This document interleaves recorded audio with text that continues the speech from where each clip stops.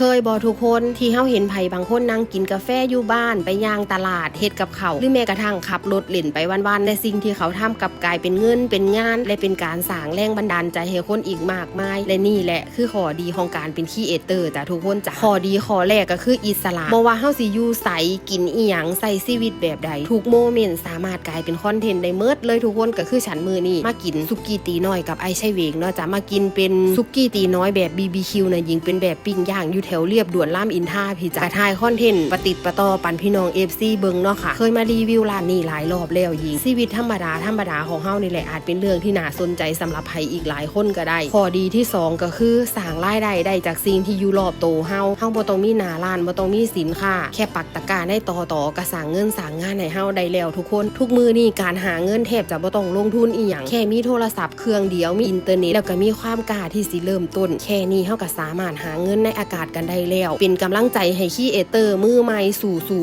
ลุยหาเงินทำงานแบบอิสระกันเด้อทุกคนเป็นกำลังใจให้เด้อจ้า